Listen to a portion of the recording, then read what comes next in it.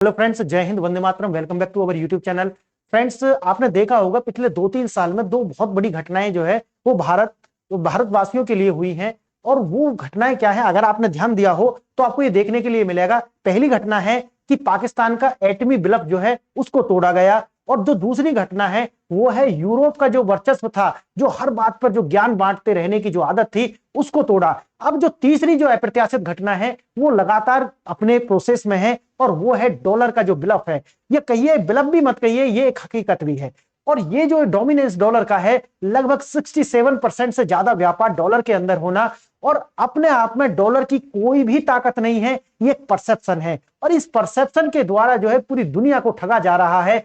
और ये जो ठगी है, ये ना सिर्फ पैसा से ठगी हो रही है, बल्कि देशों की जो अपनी सॉवरेनिटी है उसके द्वारा भी ठगी हो रही है। आज मैं आपको यह बताऊंगा कि जो डॉलर है, एक तो उसके पीछे किसी तरीका की कोई फिजिकल असेट्स नहीं है, सिर्फ और सिर्फ पश्चिमी मीडिया का अपना एक परसेप्शन जो वो बना करके रखते हैं वह है। और पूरी दुनिया को किस प्रकार से अमेरिका ने इस डॉलर के जो चक्कर में फांस करके आज इस स्थिति में पहुंचा दिया है कि पूरी दुनिया अगर आज ये चाहे कि हम डॉलर से बाहर निकल जाएं तो वो खुद ही कंगाल हो जाएगी। लेकिन ये प्रोसेस लगातार जारी है, और भारत ने अपनी जो है फिजिकल स्ट्रेटजी और फिजिकल सॉवरेनिटी को बनाए रखने के लिए इसमें एक महती भूमिका निभाई है। लेकिन साथ ही साथ जो चाइना है उसके अपने हित हैं, इसलिए चाइना भी इसमें शामिल हो चुका है। और तीसरा देश है वो है रूस।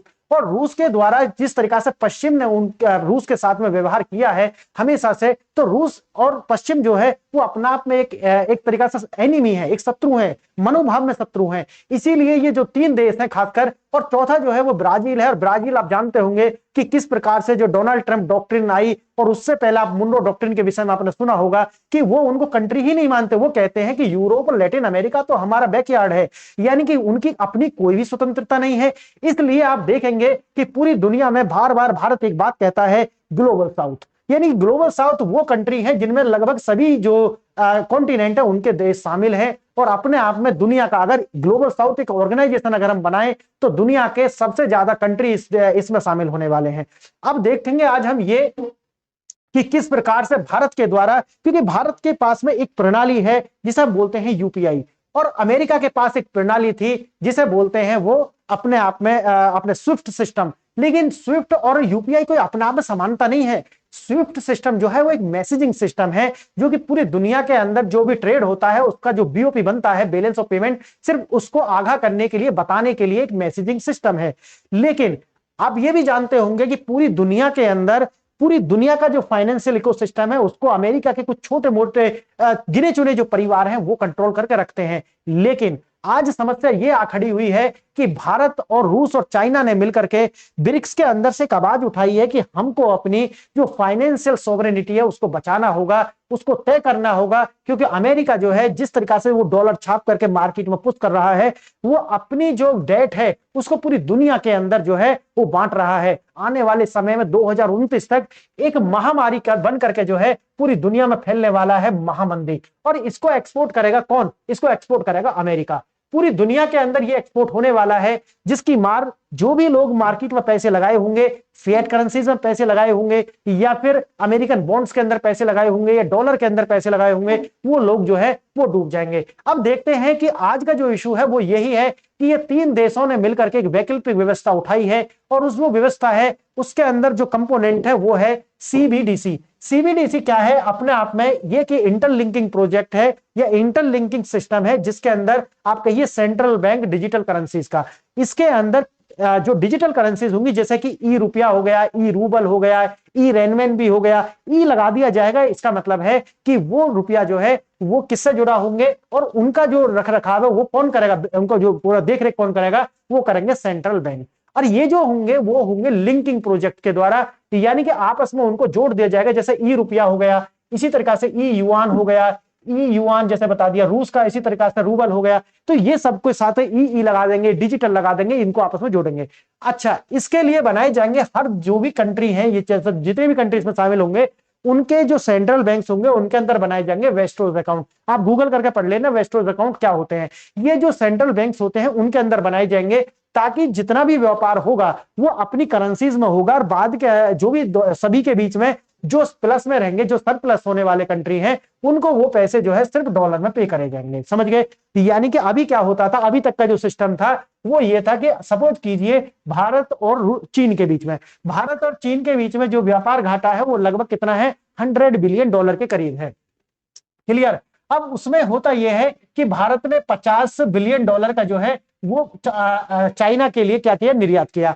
लेकिन चाइना ने भारत को 150 जो बिलियन डॉलर का जो है वो कोई सामान भारत भेज दिया, तो बीच का जो डिफरेंस आया वो कितना है, 100 बिलियन।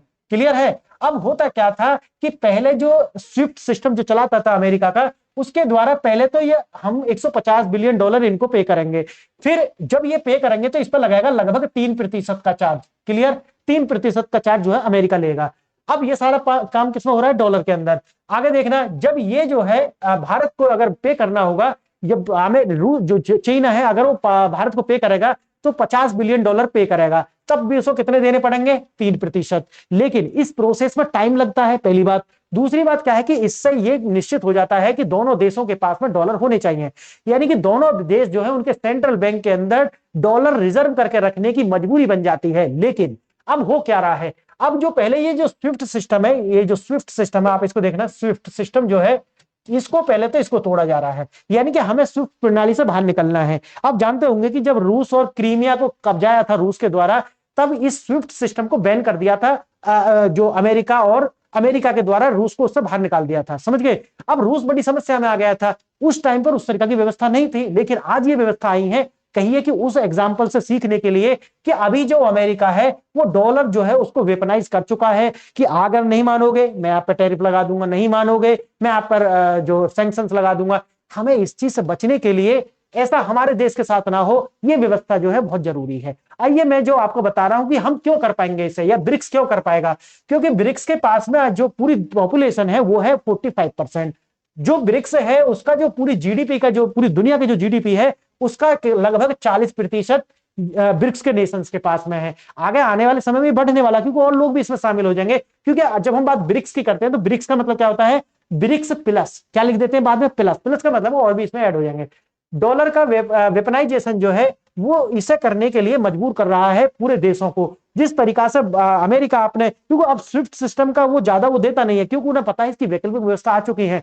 लेकिन अब हो क्या रहा है, भारत की जो तकनीकी नेतृत्व है वो भारत देगा। लेकिन याद रखना, भारत जो है एक ऐसा कंट्री है जो हमेशा राउंड टेबल पर बात करता है, यानी कि हम लीडर होने की बात नहीं करते, हम कहते हैं कि हम आपके सहयोगी बनेंगे। यानी कि भारत लीडर बनने की बात ही नहीं करता। भारत कहता है कि देखो हमारे पास ये टेक्नोलॉजी है, आप हम इसको शेयर कर रहे हैं, और आप सब जो है मिलकर के इसे, जैसे ब्लॉकचेन टेक्नोलॉजी आप समझते होंगे कि वहां पर कोई राजा नहीं होता, कोई एडमिन नहीं है, तो इसी तरीका से हम क्या है, सिर्फ आपके सहयोगी हैं, ना कि आपके ऊपर वर्चस्व जमाएंगे। जैसे कि अमेरिका अपनी स्विफ्ट प्रणाली को लेकर के। आगे देखना, अमेरिका के डॉलर और स्विफ्ट सिस्टम को जो हथियार बना लिया गया है, अब उसका जो विरोध है लगभग पूरे दुनिया के लोग कर रहे हैं। लेकिन 4 देश ऐसे हैं जो अपने आप में मुखर होकर के कर रहे हैं, भारत हो, रूस हो, चीन हो, और ब्राजील भी कहीं तक।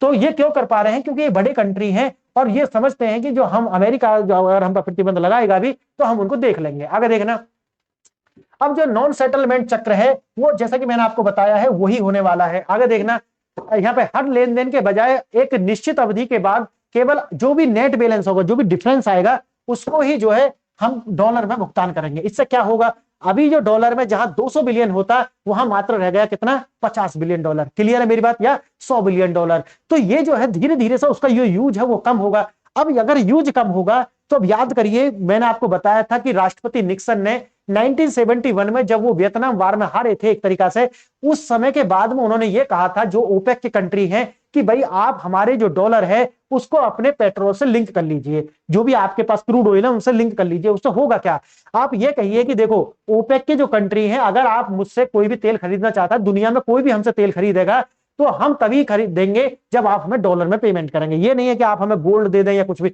ये काम करा था, कुछ लोगों ने कोशिश की थी कि हम गोल्ड लेंगे, हम ये लेंगे, अमेरिका ने उनको निपटा दिया। सद्दाम हुसैन का नाम आपको याद होगा। तो अमेरिका ने, ऐसे कई सारे लीडर थे जिन्होंने थोड़ी मिडिल ईस्ट के अंदर आवाज उठाने की कोशिश की कि नहीं नहीं, हम तो अपने तेल को डॉलर में क्यों बेचें, हम तो असरफी ले लेंगे, हम तो गोल्ड ले लेंगे। तो अमेरिका ने कहा कि अब चलो तो आपको जन्नत भेजते हैं। क्लियर। तो इसीलिए अमेरिका ने उनको निपटा दिया अलग अलग बहाने लगा करके। इसी तरीका से हमने देखा कि सीरिया हो, लीबिया हो, इराक हो, इन सबको जो है इसी तरीका से उन्होंने नष्ट किया है। अब होता क्या है कि इसकी वजह से जब पेट्रोल जो है या क्रूड ऑयल जो है, जब उसको आप पेट्रोल डॉलर से लिंक कर देते हैं तो डॉलर को रखना मजबूरी बन जाती है। और इसी तरीका से जब डॉलर आपके व्यापार जो दो देशों के बीच हो रहे हैं, अगर डॉलर उनके लिए मजबूरी है तो फिर भी आपको रिजर्व करके रखना पड़ेगा। अब ये सोचिए कि जब आपके पास ये मजबूरी नहीं बचेगी तो भारत को 500 जो बिलियन डॉलर जो है उनको असेट के रूप में जमा करने की आवश्यकता क्या है, क्योंकि वो तो एक फिएट करेंसी ही तो है। याद रखना इस बात को, क्योंकि फिएट करेंसी है। और ये जो बैंकों में जमा पैसे हैं, ये जो फोरेक्स के रूप में रखे हुए हैं, अगर कल अमेरिका कोलैप्स कर जाता है तो हमें तो कोई फायदा होगा नहीं, सोचिए आप। इसीलिए दुनिया ये समझ चुकी है कि अमेरिका की दादागिरी को तोड़ने के लिए हमें इनके जो डॉलर व्यवस्था और जो स्विफ्ट प्रणाली है, या कहिए कि पूरा का पूरा जो फाइनेंशियल इकोसिस्टम अमेरिका का है, उससे बाहर निकलना पड़ेगा। इसी तरीका से आप देखते होंगे, चाहे तो उनका वीजा हो, मास्टर कार्ड हो, भारत ने सबकी वैकल्पिक व्यवस्था बना ली है। अमेरिका ने बहुत जोर दिया था कि भाई आप अपने यूपीआई का जो है सोर्स कोड हमको दीजिए, लेकिन भारत जो है लगातार इस पर कार्य करता रहा। कभी भी हमने सोर्स कोड, बेशक कांग्रेस की सरकार रही हो, लेकिन हमने अपनी जो टेक्नोलॉजी, उनके सोर्स कोड कभी भी अमेरिका के साथ साझा नहीं किए। अब समस्या ये आ चुकी है अमेरिका के सामने कि अमेरिका लगातार, या उनकी जो अपनी फैमिलीज हैं वो कार्य कर रही हैं स्टेबल कॉइन पर। वो सोच रहे हैं, उनको पता चल गया है कि एक बार जो अमेरिका, ये जो चाइना, भारत और जो ब्राजील और रूस कर रहे हैं, पूरी दुनिया इसमें शामिल हो जाएगी और ये जो 6% का मुनाफा है ये कम हो जाएगा और धीरे धीरे से देशों के पास से ये प्रतिबद्धता हट जाएगी कि आपको जो है डॉलर रिजर्व करके रखने की जरूरत नहीं है। तो अमेरिका फिर डॉलर छापेगा किस लिए, मुझे बताइए आप। अमेरिका के पास में कोई फिजिकल एसेट नहीं है डॉलर छापने के लिए, वो एक फिएट करेंसी है और एक विश्वास है सिर्फ। और यही जो विश्वास है वो बेच रहा है अमेरिका कि अमेरिका कभी नहीं डूबेगा, लेकिन ये बिल्कुल सत्य नहीं है। इतिहास हमें बताता है कि एक हर बड़ी जो सभ्यता होती है और जो एक हर बड़ा जो जहाज होता है वो एक दिन डूबता जरूर है। देखते हैं, आपको देखना, दुनिया की उभरती शक्तियां भारत, चीन और रूस ने अमेरिकी डॉलर के वर्चस्व को चुनौती देने के लिए एक चक्रव्यूह तैयार कर लिया है। डॉलर पर निर्भरता कम करना और वैकल्पिक भुगतान प्रणाली जो है उसका सिस्टम जो है हमने तैयार कर लिया है। देखना, अब सिर्फ मुद्रा नहीं, एक हथियार भी बन चुका है डॉलर। किस तरीका से अमेरिका के जो डोनाल्ड ट्रंप है उन्होंने इसको जो है वेपनाइज कर लिया है और किसी भी देश को कहने लगते हैं कि मैं आपके ऊपर टैरिफ लगा दूंगा, मैं आपके ऊपर सैंक्शंस लगा दूंगा। अब सैंक्शंस में क्या आएगा भाई, वो उनकी जो एमएनसीज हैं वही तो इन्वेस्ट नहीं करेंगी, और वो इन्वेस्ट करेंगी तो डॉलर के रूप में करेंगे। अब डॉलर की हमें जरूरत नहीं है, क्योंकि हम क्या कर रहे हैं, हम उसकी वैकल्पिक व्यवस्था बना रहे हैं। हमको जो है बहुत ज्यादा मात्रा में डॉलर रखने की जरूरत नहीं है। अच्छा, यही नहीं, याद रखना एक बात और, यही नहीं, अमेरिका के जो ट्रेजरी बॉन्ड्स होते हैं, अमेरिका के जो ट्रेजरी बॉन्ड्स है ये उनकी सबसे बड़ी शक्ति है। क्यों? क्योंकि जब पेट्रो डॉलर की हम बात करते हैं तो पैसा कहां जा रहा है, वो पैसा जा रहा है कहां, अमेरिका। क्यों? अगर भारत को डॉलर रिजर्व करके रखना है तो खरीदना तो पड़ेगा ना, तो भारत खरीदेगा, खरीदेगा तो छापेगा कौन, अमेरिका छापेगा। अमेरिका छाप रहा है पैसे, और अमेरिका के अंदर जाकर के हम क्या कर रहे हैं, हम अपने गोल्ड को, हम अपनी जो असेट्स हैं उनको जमा कर रहे हैं, उनके पेपर को खरीद रहे हैं डॉलर के रूप में, और उनके यहां जा रहे हैं विकास, और फिर वो जो डेवलपमेंट है, वो जो पैसा है वो डेवलपमेंट के अंदर इन्वेस्ट कर रहा है अमेरिका। तो एक जो बिलअप क्रिएट किया गया है ना अमेरिका के द्वारा कि भाई डॉलर के बिना दुनिया नहीं चलेगी, तो आने वाले समय में ये जो तीसरा बिलअप है ये टूटने जा रहा है। ये आपके लिए खुशी की घड़ी है, मेरे लिए तो है। अगर आप भारत से प्यार करते हैं तो बिल्कुल आपके लिए भी होगी। आगे देखना, रूस के जो 300 बिलियन डॉलर जो है फ्रीज कर लिए गए थे, अमेरिका और वेस्ट के जो कंट्री हैं, जो उन्हीं के, आपको समझते होंगे कि बिग ब्रदर वाला जो रोल है उनके द्वारा, ईरान हो, वेनेजुएला हो, क्यूबा हो, उन पर कठोर प्रतिबंध लगाए गए हैं। ये दर्शाता है कि ये अमेरिका जो है उसने वेपनाइज कर लिया है। भारत को जो है रूस से तेल खरीदने पर प्रतिबंधों की जो धमकियां लगातार मिलती रहती हैं। अमेरिका फर्स्ट जो है उनकी प्रायोरिटी है, इसीलिए जो दुनिया सेकेंडरी हो जाती है, और दुनिया सेकेंडरी बनने के लिए अब तैयार नहीं है। अब ये मत कहना कि अमेरिका फर्स्ट, आप ये कह सकते हो कि मेरा देश जो है मेरे लिए प्रथम है, लेकिन हम सबको साथ मिलकर के चलना है। अगर आप ये नहीं कहते तो फिर दुनिया के लिए ये विकल्प मजबूरी बन जाते हैं कि वो अमेरिका की जो प्रभुसत्ता है उसको तोड़ा जाए और एक नई जो वैकल्पिक व्यवस्था है उन पर जो है लाया जाए। अगर रूस एक परमाणु महाशक्ति के साथ हो सकता है तो किसी भी देश के साथ ये हो सकता है। जो 300 बिलियन डॉलर उनके जो है जब्त किए गए, एक बैकअप सिस्टम जो है हमको बनाना पड़ेगा ताकि इस मनमानी को तोड़ा जा सके।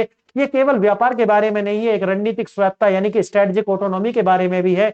ब्रिक्स का जवाब एक साझा डिजिटल भुगतान प्रणाली, जो मैंने आपको अभी बता दिया है। इसके अंदर जो सीबीडीसी हैं यानी कि सेंट्रल बैंक डिजिटल करेंसीज का निर्माण है, यह क्या नहीं है, ये नहीं है यूरो की तरह एक सिंगल मुद्रा नहीं है, बल्कि ये आपस में क्या होगी, ये इंटरलिंकिंग होगी। और इसके द्वारा एक आपको जो देश हैं जो भी इसमें शामिल होंगे वो अपना एक मंथ के अंदर बैठेंगे या जो भी टाइम पीरियड वो निश्चित करेंगे, और जो भी उनके एक्सचेंज रेट होंगे अपनी अपनी मुद्राओं के वो तय कर लेंगे, और फिर वो जो है एक फ्लोटिंग रेट पर चलता रहेगा। आगे देखना ये क्या है, सीबीडीसी जो है एक प्लेटफॉर्म है जहां ये इंटर ऑपरेटिबिलिटी जो है, जिस तरीका से ब्लॉकचेन टेक्नोलॉजी काम करती है उसी तरीका से ये कार्य करने वाली है। अलग अलग देश अपनी करेंसी जो है उनमें व्यापार करते रहेंगे, और बीच का जो बीओपी होगा उसके अंदर वो सेटलमेंट हर मंथ के बाद में कर लेंगे। आगे देखना इसके अंदर सीधा संपर्क बायलैटरल और बहुपक्षीय दोनों के दोनों इसमें शामिल हो जाएंगे। यानी कि जैसे मैंने बताया भी तो 4 देश हैं, लेकिन ब्रिक्स जो है वो ब्रिक्स प्लस भी है, यानी कि उसमें और भी देश जो है धीरे धीरे शामिल होंगे, लेकिन एक पायलट प्रोजेक्ट की तरीका से चल रहा है।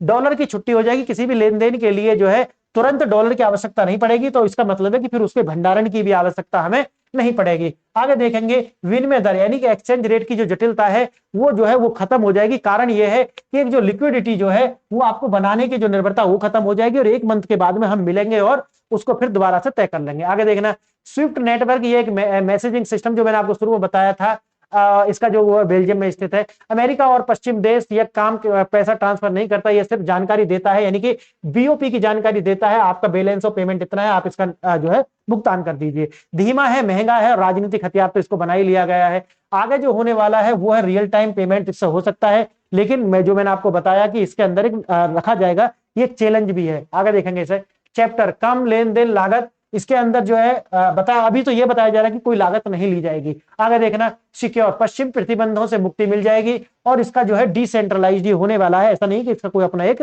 एडमिन होगा। आगे देखना क्योंकि भारत जो है उसने कहा कि मेरी टेक्नोलॉजी ठीक है आप इसे यूज कीजिए, ठीक है, और क्योंकि आप जानते होंगे इससे आपने एक जो विश्व गुरु वाली छवि है वो तो बनती है। आगे देखना चीन से खरीदा जो 500 अरब, भारत से खरीदा, अब वो उसको जो मैंने शुरू में समझाया आपको वही है। आगे देखना हर लेन देन तुरंत भुगतान नहीं होता है, एक तय अवधि में ही होता है, जिसको हम नेट बैलेंस में भुगतान किया जाता है, वैसे भी जो अंतरराष्ट्रीय भुगतान है वो इसी तरीका से होते हैं। आगे देखना फॉरेक्स स्वैप जो है वो लाइन खुल जाएगी रिजर्व बैंक ऑफ इंडिया के द्वारा, जैसे इकोनॉमिक क्राइसिस जो है आता है उसके बाद में एक पाइपलाइन है पीपल बैंक ऑफ चाइना, उसके साथ में इसी तरीका से काम करेगा। क्लियर है। आगे देखना है भारत के रणनीतिक बदलाव, बाधा से नेतृत्व तक, यानी कि बाधा क्या थी, वही था न्यूट्रल अप्रोच है भारत की, जिससे कोई हर्डल आने वाला नहीं है। वर्तमान स्थिति है कूटनीतिक नेतृत्व जो है वो भारत कर रहा है इसका, इससे भारत की अपनी एक जो पहचान है वो तो बनेगी ही। यह सुनिश्चित करना कि सिस्टम चीन के प्रभुत्व वाला नहीं है, और जो मल्टीलेटरल समाधान खोजना, न केवल एक द्विपक्षीय समाधान। ये तो है। देखो जो भारत की जो टेक्नोलॉजी होती है ना वो अपने आप में बहुत ज्यादा वायबल क्यों है, उसका कारण है कि अगर भारत के अंदर टेक्नोलॉजी जो भी बनाई गई अगर वो सक्सेसफुल होगी, दुनिया में कहीं भी सक्सेसफुल हो जाएगी। आप कहोगे सर क्या बात कर रहे हो। हाँ, मैं इसलिए ऐसा कह रहा हूं क्योंकि भारत के अंदर अपने आप में लिंग्विस्टिक यानी कि जो भाषा है वो इतनी सारी है, भारत के अंदर जो मास है यानी कि जो पीपल्स हैं वो इतने ज्यादा है। पूरी दुनिया के अंदर ना तो आपको इतनी डाइवर्सिटी देखने के लिए मिलेगी, ना इतनी सारी भाषाएं देखने के लिए मिलेंगी, ना ही इस तरीका की जो कंडीशंस हैं वो आपको देखने के लिए मिलेंगी। इसीलिए अगर भारत में सफल हो गए तो दुनिया में कहीं भी सफल हो सकते हो, ऐसा माना जाता है। ठीक है। आगे देखना global edge, scalable, low cost और सेफ, ये तो है ही। आगे देखना टेस्टेड है बिल्कुल, इसमें अभी तक तो किसी तरीका का कोई फ्लो है नहीं है।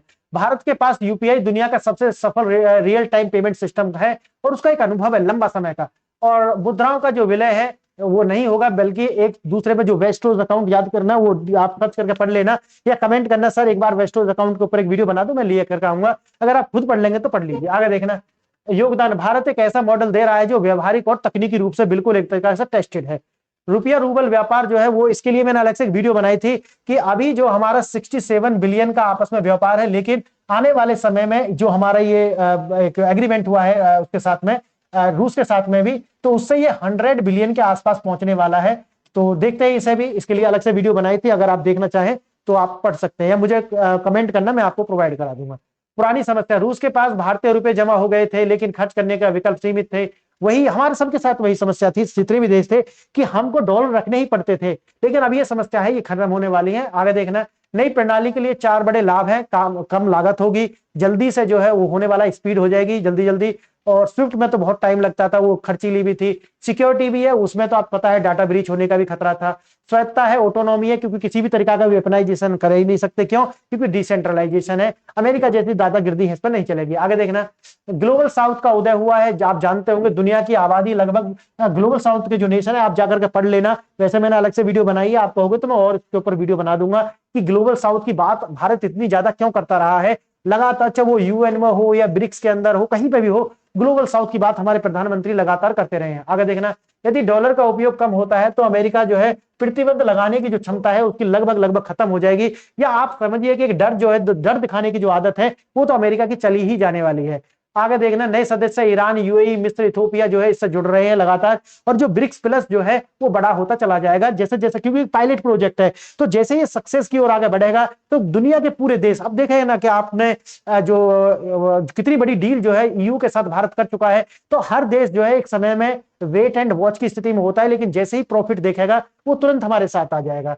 और देखना आप, ये रातों रात नहीं होगा, लेकिन ये एक वैश्विक वित्तीय व्यवस्था में स्थायी बदलाव लाने वाला है। हम एक ऐसी दुनिया की ओर बढ़ रहे हैं जो बहुध्रुवीय होगी, और ये जो बहुध्रुवीय दुनिया होगी ये सबसे बेटर है। याद रखना, जब भी सत्ता एक जगह केंद्रित हो जाती है तो वो तानाशाही की ओर बढ़ जाती है। तो फ्रेंड्स, आज के लिए इतना ही। वीडियो बताइए आपको कैसा लगा। अगर आपको कोई कमी लगती है तो वीडियो में जरूर कमेंट कीजिए, और मैं नेक्स्ट वीडियो में उसको इंप्रूव करूंगा। आपने वीडियो यहाँ तक देखी उसके लिए धन्यवाद। नमस्कार।